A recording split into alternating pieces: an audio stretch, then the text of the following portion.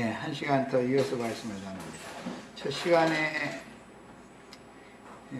교회 시대의 종결과 같이 율법과 선지자의 때의 종결, 그 다음에 교회 시대의 시작을 예언한 다니엘 12장에서 봤는데, 이제 이런 모든 예언을 하신 말씀은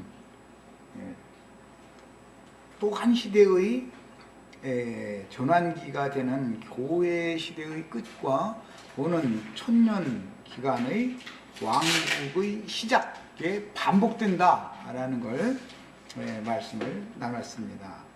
그런데 이제 다니엘에게 이런 계시의 말씀을 주신 다음에 이어지는 말씀에 보면, 지혜 있는 자는 궁창의 빛과 같이 빛날 것이요 마른 사람을 옳은 대로 돌아오게 한 자는 별과 같이 영원토록 빛나리라 그랬어요. 여기서는 별과 같이 빛난다 이렇게 이제 표현을 했어요. 이것은 아브라함의 자손들의 하늘의 별과 같은 자손들이 예언된 말씀을 여기 인용하는 것을 알 수 있고, 그 다음에 이제 중요한 말씀이 나오는데, 다니엘아 마지막 때까지 이 말을 간수하고, 이 모든 날의 마지막 때라는 건 예수님이 오셔서 말씀 전하는 때를 지금 염두에 둔 말이죠.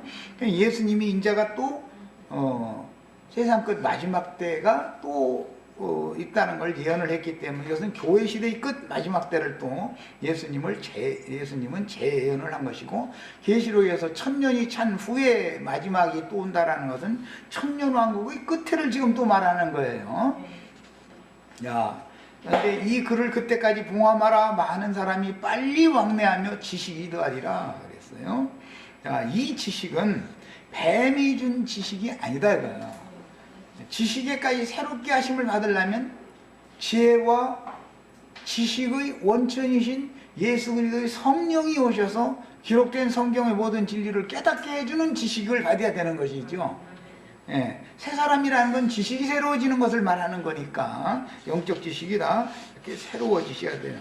이제 어떤 율법적인 관념에서 벗어나지 못한 선악과의 그 독에서 해방받지 못한 사람들, 즉 율법의 저주에서 속량받지 못한 사람들은 성경 이런 모든 내용을 다 알아도 소용없다. 사람이 선한 사람, 좋은 사람 돼야 구원받는 것이지 그런 지식이 무슨 소용이 있냐 이러고 엉뚱한 소리 하는 사람이 참 많죠.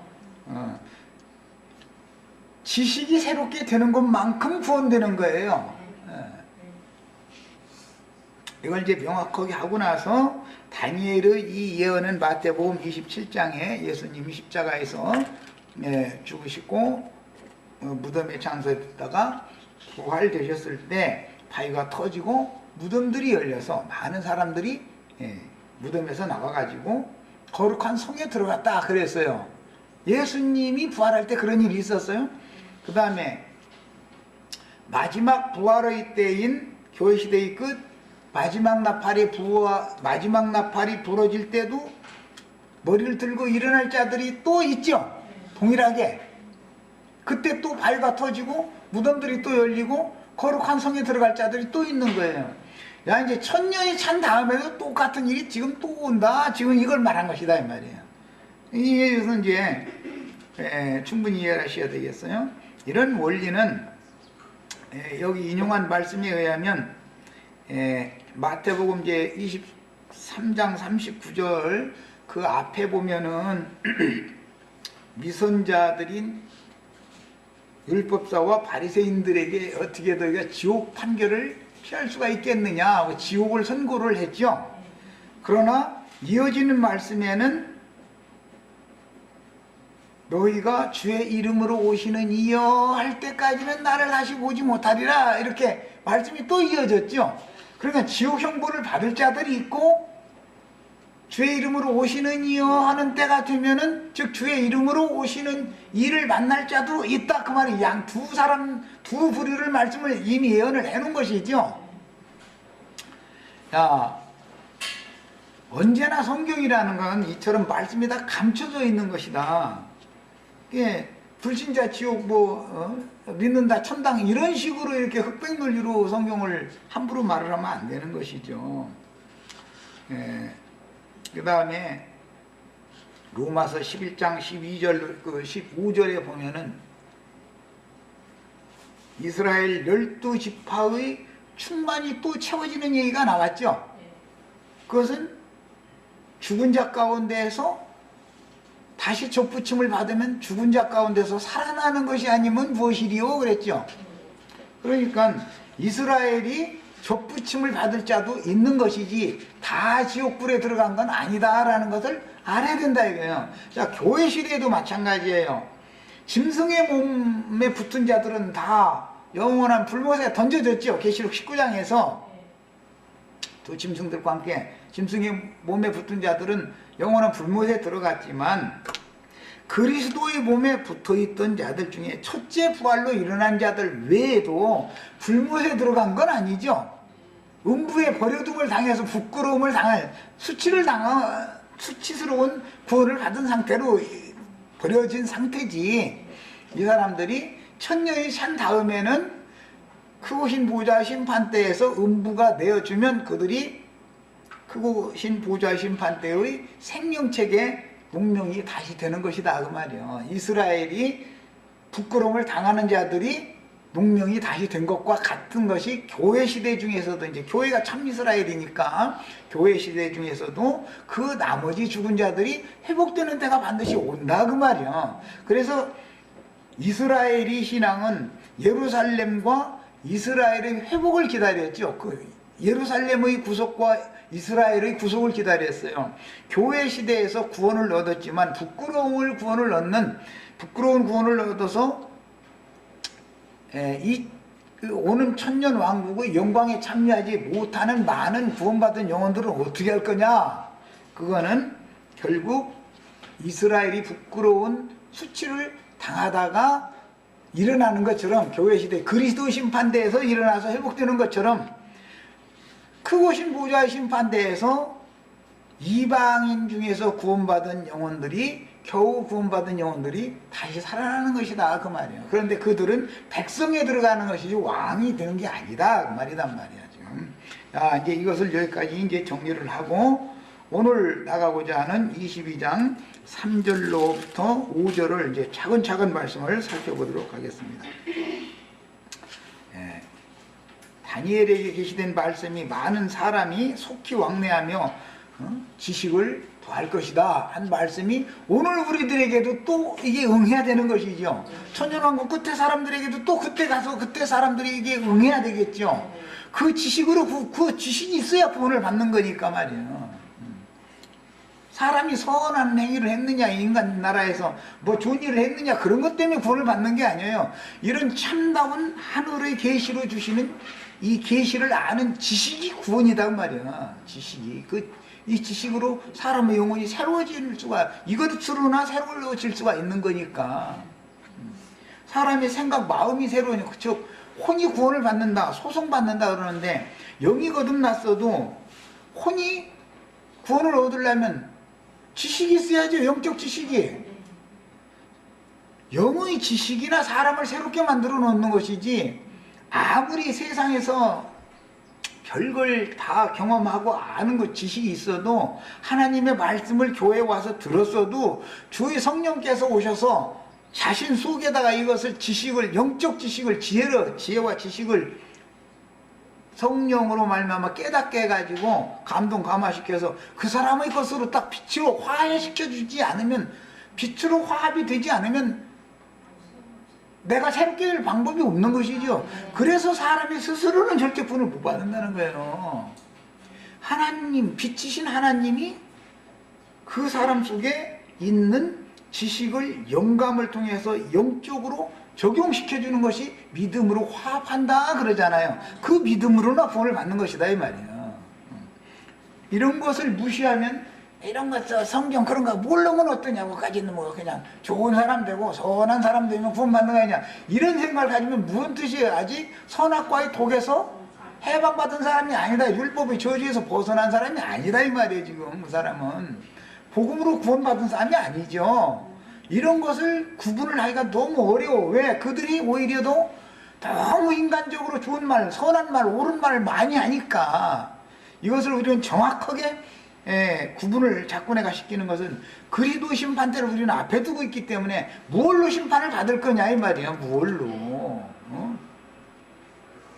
믿음의 말씀을 주신 성령께서 주신 영적 지식을 통해서 진리대로 판단받아야 되기 때문에 내가 이것을 계속 강조하는 거예요.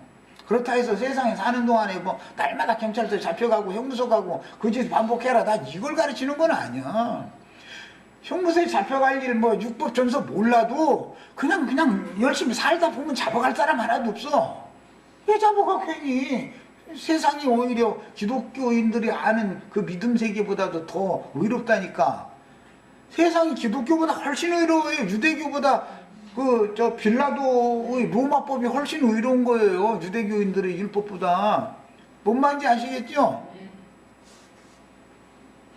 그리고 그냥 뭐 정직하게 열심히 살면 왜 파출소에서 오라고 그러고 형무소에 갖다 가둬놓고 왜 그러서 괜히 애써서 열심히 사는데 정직하게. 자, 이제 22장 3절 5절을 읽습니다. 다시 저주가 없으며, 여기 첫 절이 참 중요한데, 다시라는 말은 이제 후로는 그 말이죠. 지금까지는 그럼 저주가 있었죠. 야, 그러니까 그럼 창세기 아담에게 저주가 들어왔는데 가인에게는 갑절의 저주가 들어왔고, 뒤에 이제 노아의 아들 함에게 저주가 왔고, 함의 아들 가나안에게는 갑절의 저주가 왔고, 이게 반복이 됐는데, 창세기 시작에서 보면 뱀이 저주를 받을 때 너는 들의 모든 짐승보다 더욱 저주를 받아, 그런 걸 보니까 들짐승들은 이미 저주 아래 있죠. 그런데 그 들짐승 중에서도 갑절로 저주받은 건 뱀이죠. 야, 언제나 성경이라는 것은 저주도 두 단계로 온다. 축복이라는 게 구원도 두 단계다 이거. 그러니까 첫째 부활에 이르는 자들이 있고, 그 첫째 부활을 참여하지 못한 자들이 부활이 그래서 당연히 있는 거예요. 저주가 두 단계면 축복도 당연히 두 단계로 아니겠어요? 이런 기본 원리를 아셔야 돼요. 그 다음에 다시는 저주가 없으며, 그랬으니까 천년 왕국이 끝나기까지는 저주가 계속 있는 것이죠 지금. 예. 그러다가 하나님과 그 어린 양의 보좌가 그 가운데 있으리니 그랬는데, 그 가운데라는 것은 앞에서 말씀하신 어린 양의 신부도 말씀했고 어린 양의 아내도 말씀했어요. 거룩한 성 새 예루살렘도 말했고 거룩한 성 예루살렘도 말했어요. 그럼 여기서는 아내를 말하는 중이고 예루살렘을 말하는 중이에요. 그 가운데라는 건 그 성 안에, 하늘의 성 안에는 저주가 없다, 지금 그 말을 하는 건데, 그 가운데라는 것은 영원한 아내, 예루살렘 안에는 저주가 없다 그 말이요. 예. 천년 동안은 거룩한 성 예루살렘에는 저주가 없죠. 성 밖에는 저주가 있어요 없어요? 있어요. 세상 나라기 때문에 여전히. 그러나 영원 세계에 가서 그 가운데라고 말할 때 이 말은 어제 마침 누군가가 나자매가 올려놓은 건가? 예, 누가복음 17장 20절 21절 말씀, 아주 기독교인들이 거짓말을 얼마나 잘하는지 모르겠단 말이에요. 그래가면서 바리새인들이 예수님 보고 하나님의 나라가 어느 때 임하나이까, 그러니까 하나님의 나라는 볼 수 있게 임하는 것도 아니요, 또 여기 있다 저기 있다 아직도 오다리니 너희 중에 너희 가운데 있느니라, 이제 주님 이렇게 말씀을 했더니, 그걸 가지고 이 바리새인들이 마음속에 저 천국이 임했다 이러고 지금 하나님의 나라는 사람의 마음속에 있다 이런 식으로 덮어나간단 말이에요. 성경이 말하는 의도를 너무 지금 왜곡시키고 있다 이거예요. 바리새인들이 마음속에 천국이 임했어요? 그들 속엔 저주가 임했지 어떻게 그들에게 천국이 임했어. 하나님의 말씀을 너무 멋대로 해석하는 경향이 있다 이거예요. 경향이. 거기서 주님이 말씀하신 바는, 내가 너희 중에 지금 현재 천국을 가지고 천국의 왕인 내가 와 있지 않냐. 내 말이 너희를 지금 천국의 통치를 하고 있는 중이다. 내 말에 순종하면 내 백성이 될 것이고 내 말에 불순종하면 너희는 지옥으로 던져질 거다. 지금 그걸 말씀하고 있는 중인데, 무슨 바리새인들의 마음속에 천국이 임했다 이러고 해석을 해버리면은 말이 안 맞는단 말이에요. 제자들의 속에나 진리와 생명의 성령이 임하시는 것이지, 바리새인들 속에 영접도 않는데 어떻게 임해? 속에 주님의 생명이 임한 제자들이 모일 때, 주 이름으로 모일 때 그것이 천국이고 하나님 나라인 것이지 각자가 하나님 나라는 아니잖아. 지금 이게 또 이거 소리 안 할 수가 없는 것이, 김기태 형제는 그냥 다 각자가 왕이고 자기 스스로가 다 각자가 왕국이고 그래가지고 자기가 자기를 막 천년 동안 지금 막 다스리는데 뭐 십자가 날마다 못 박는 것이 다스리는 거다 이러고 앉았어요.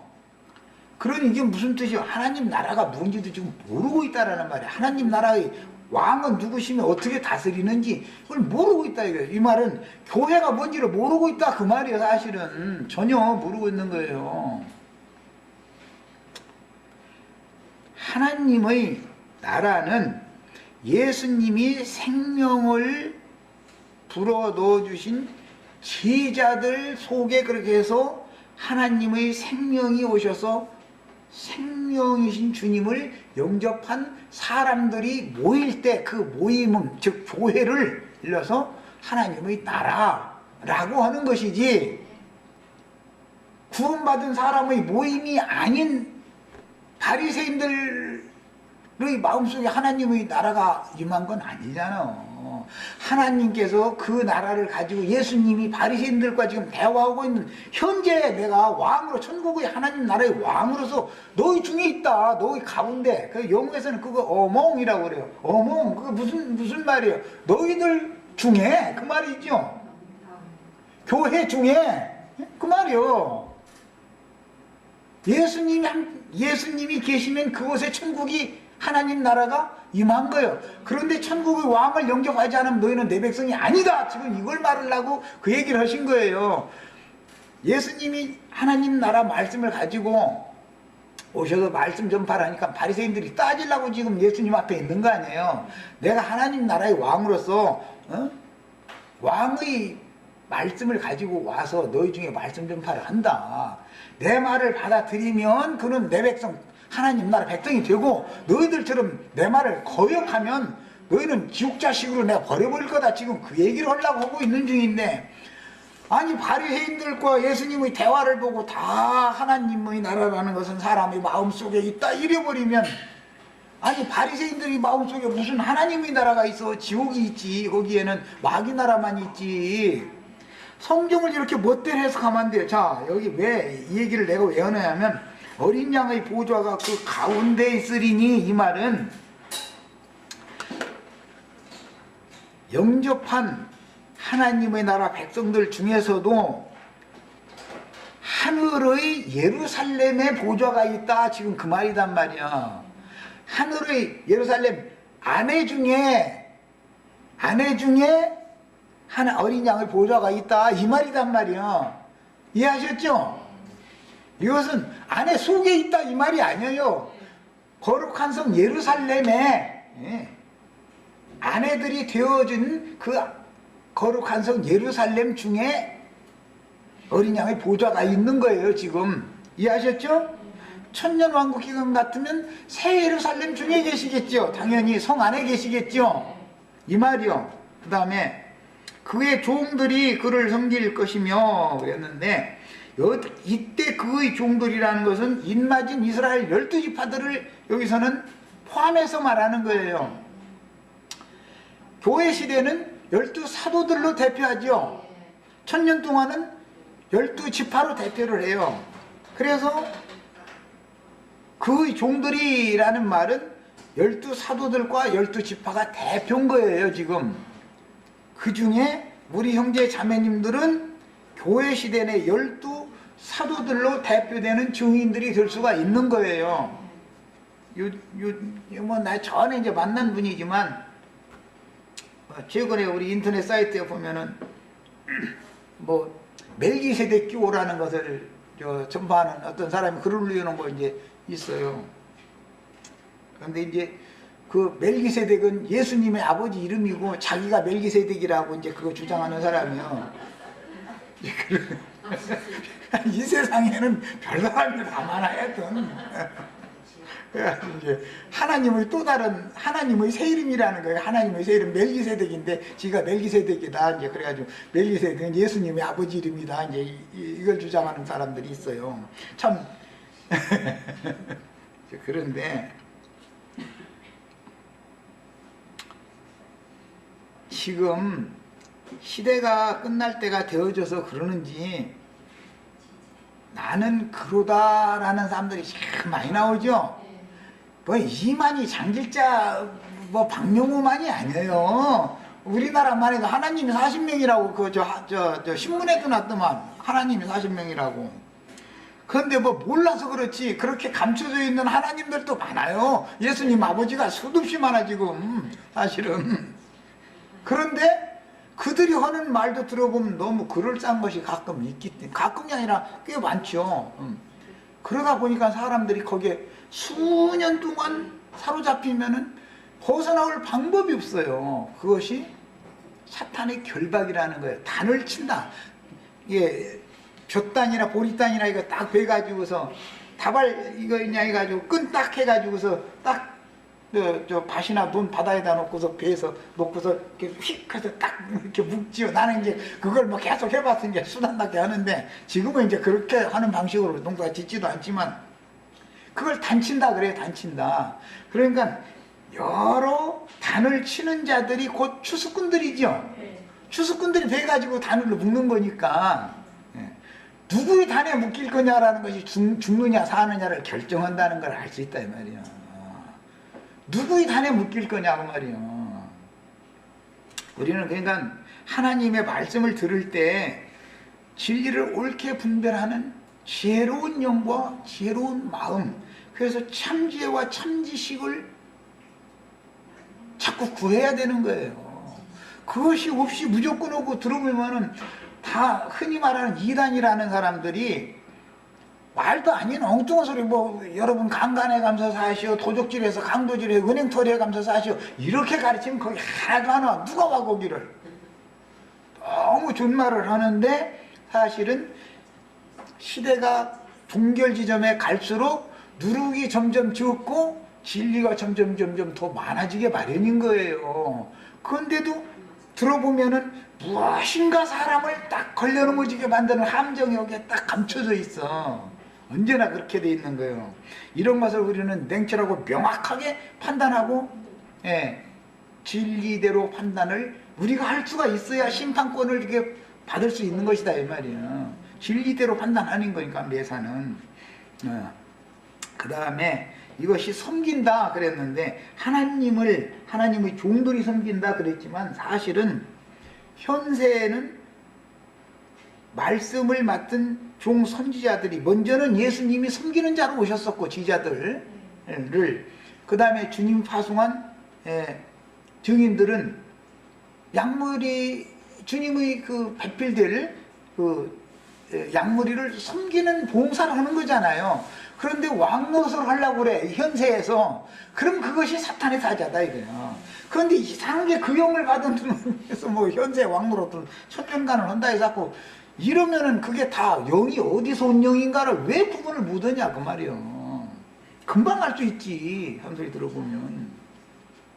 그 다음에 이제 아주 중요한 말이 나왔는데 그의 얼굴을 볼 터이요. 하나님은 말씀인데 말씀은 하나님의 빛이요 영광이죠.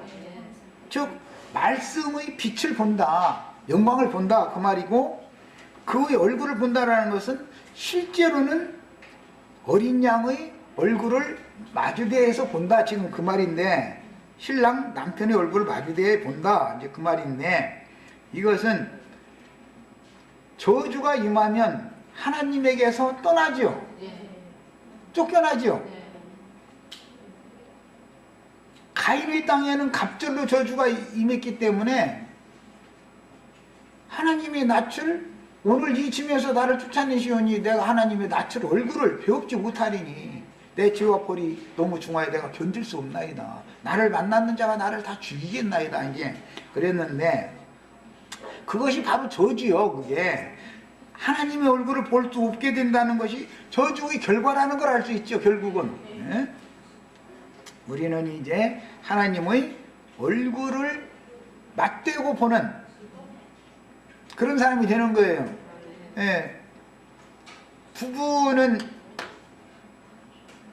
부부가 되기 전에는 처녀가 면박을 가리고 신랑을 만나는 것이지만 이제 또 우리 김정아 자매 뭐 곧 혼인한다는데 면사포 써서 이렇게 얼굴 가리고 신랑이 이제 면사포 이렇게 뒤로 당겨주고 이제 그렇게 하게 시키는 것이 그게 다 성경에서 나온 거예요. 그런데 히브리인들이 혼인법이 그런 거예요. 첫날 밤에 꼭 그렇게 하던. 그래서 그것 보고 이제 우리나라에서는 머리 올려준다 그렇게 말해서 이제 실제는 그 면박으로 이렇게 가리면 면박을 이렇게 이제 벗겨서 맞대고 볼 수 있도록 허락해 주는 거 이제 그걸 말하는 건데. 그런데 구약 시대에는 잠자리를 하고 아침에 일어났는데 누구하고 잠자리 했는지 알아서 몰랐어요? 서로가 얼굴 가리고서 그냥 만난 거예요. 얼마나 우스꽝스러운 얘기예요. 그런 일이 있을 수가 물리적으로 하면 있을 수가 있겠어요? 말도 안 되는 소리죠. 그만큼 율법 시대의 말씀이라는 것은 어둠 중에서 더듬는 거예요. 그냥 남편이 어디 있니, 아내가 어디 있니, 더듬면서 그냥 지레 짐작으로 이렇게 만나는 거예요. 그러나 주님이 빛으로 오셨을 때는 독생하신 하나님이 아버지의 영광을 나타내시기 때문에 제자들은 주님의 얼굴을 맞대고 봤다 이거예요. 그러니까 증인들이 된 거 아니겠어요. 그런 상태를 말하는 거예요. 그러면 아내는, 신부는 그 얼굴을 당연히 맞대고 보게 마련이죠. 이렇게 된 상태가 저주가 다시 없는 상태로 된 것이다 이 말이야. 하나님을 볼 수 없다라는 말이 저주의 현상을 말하는 거예요. 그게. 그 다음에 이제 중요한 얘기가 또 나오는데 그 이름도 이마에 있으리라. 뭐 이미 계시록 3장 12절 때 하나님의 이름과 하늘이 하나님께로부터 내려온 거룩한 성 새 예루살렘의 이름과 나의 새 이름을 그 위에 기록하여 주리라. 이 말은 짐승의 이름을 기록하여 주는 것과 반대 얘기죠 지금. 그런 얘기예요. 그 다음에 다시 밤이 없겠고, 밤이라고 하는 것은 창세기 1장 5절에 의하면 어둠을 밤이라 칭하시고 빛을 낮이라 칭하셨다. 그러니까 밤이 없다라는 말은 이제는 어둠이 없다 그 말이죠. 어둠이 없다. 그 다음에 어둠이 없으면 등불이 필요해요? 필요 없어요? 그래서 등불과 햇빛이 쓸데없다라는 말. 이제 어둠이 없으면 등불이 필요 없는 것이죠. 무슨 빛이 비치니까? 하나님의 영광의 빛이 계속 비춰지니까 등불이 필요가 없다고 그랬어요. 앞에서는 어린 양이 그 등불이 되십니다 그랬죠. 그러니까 이제 1000년 동안은 여전히 어린 양의 등불이 필요했지만 1000년이 찬 이후에는 어린 양의 등불이 이제는 필요 없다 지금 그 말이죠. 자, 그러면은 사람이 구원을 얻으려면 말씀의 빛을 반사하는 어린 양의 등이 필요한데, 등불이 필요 없어졌다라는 말은 더 이상 사람 구원이 있다는 거예요? 없다는 거예요? 없다는 거예요. 이제는 햇빛이 쓸데없으면, 햇빛 없으면 모든 물질계의 생명체는 살 수 없는 거예요. 상징이죠. 이는 주 하나님이 그들에게 비치심이라. 주 하나님이 비친다는 것은 하나님의 영광이 비친다라는 말이고, 사람 입장에서 보면 하나님의 얼굴을 맞대고 볼 수 있게 되었다 이제 그 말이에요. 그들이 하나님의 영광을 맞대고 볼 수 있는 사람들이 세세토로 왕노릇 하리로다. 이렇게 문맥은 이렇게 되어 있습니다. 아주 간략하게 일단은 문맥을 소개를 했고 이제 말씀 자료를 읽어나갑니다. 드디어 1000년 기간의 왕국 시대도 끝나고 어린 양의 사역도 끝나며 다시는 저주가 없는 영세로 이어지는데, 말씀 하나님의 보좌가 어린 양의 보좌와 같이 있는 걸로 되어 있는데, 어린 양 예수가 바로 하나님의 말씀이 육신되신 분이죠. 그러니까 예수님 속에 말씀이 계셨었죠. 그래서 아버지와 아들이 함께 증거를 하는 것이 증인이 됐었던 거의 근원이 그거잖아요. 그 다음에 구속을 이루신 후에 지금 주는 그 영이 되셨는데, 그 영의 증거는 아버지와 아들과 성령이 증거를 하기 때문에 언제나 이제 둘이 증거하라는 말씀도 있지만 둘이나 셋이 증거를 해라, 셋이 증거한다라는 확증이라고 말이에요. 이제 더 이상 변기할 수도 없고 바꿀 수도 없는 거예요.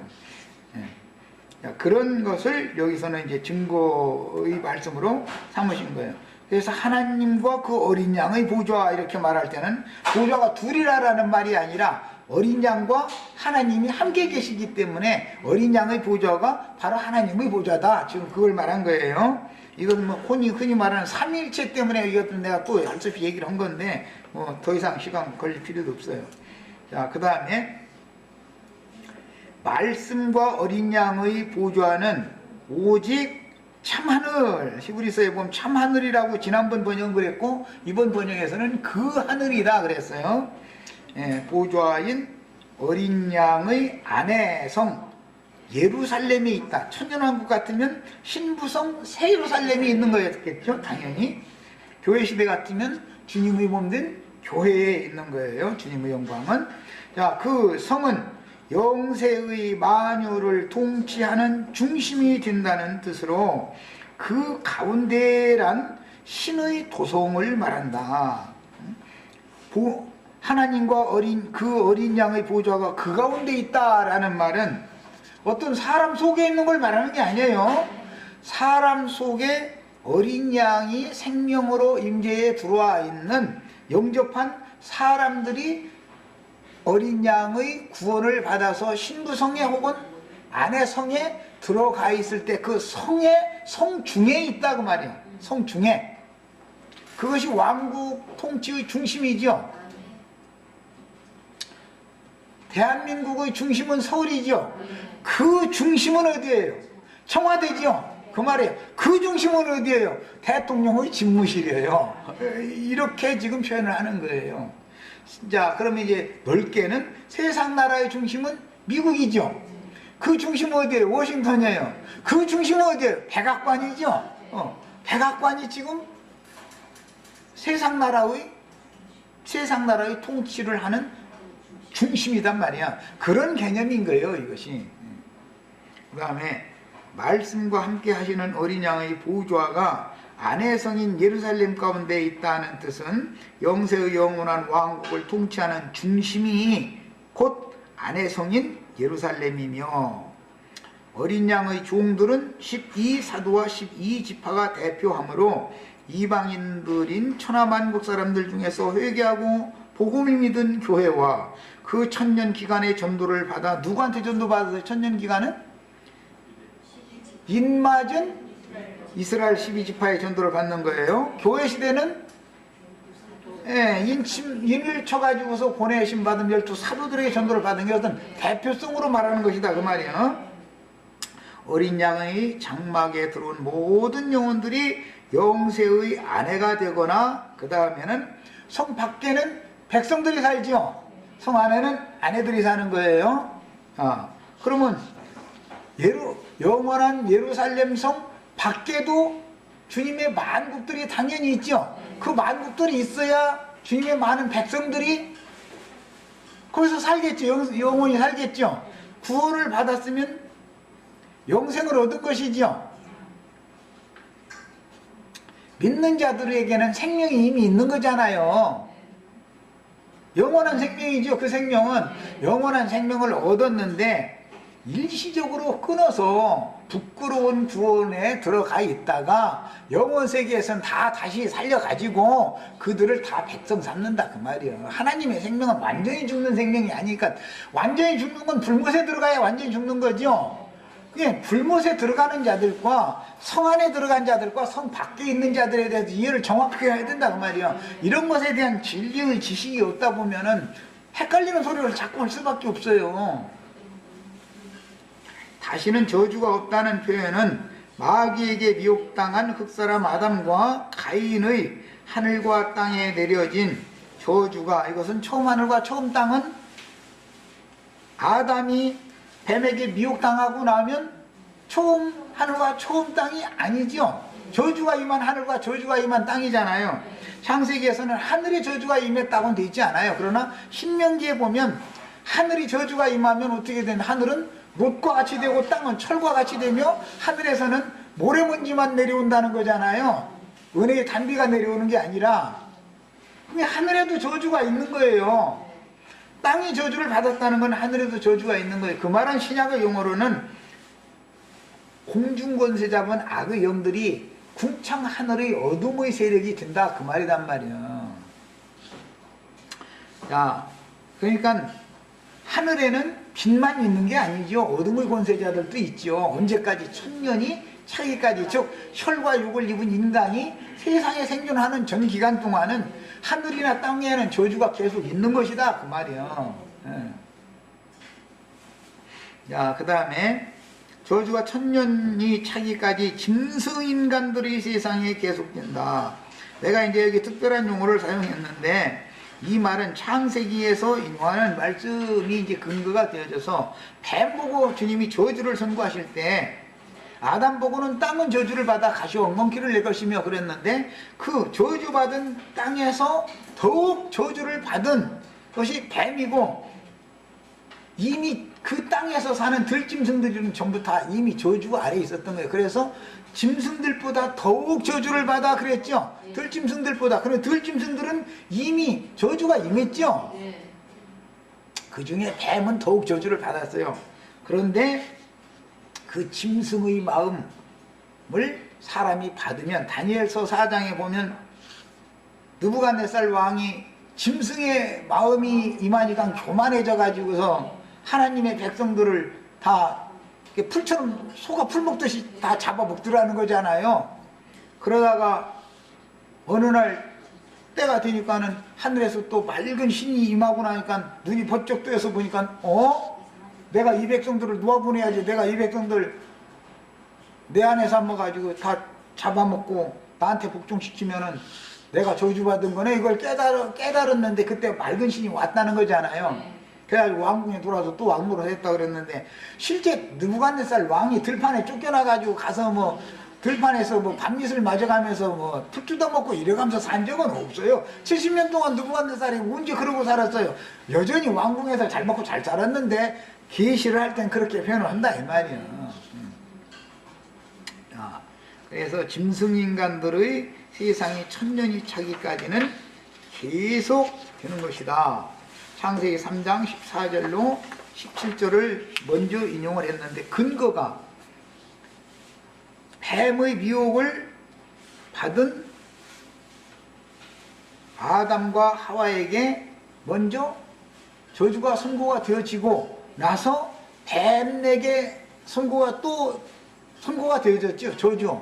너는 모든 아담 보고는 땅이 저주를 받는다 그랬고 뱀 보고는 직접 너는 더욱 저주를 받아 종신토록 배로 기어다니고 흙을 먹을 것이며 모든 들짐승보다 더욱 네가 저주를 받는다.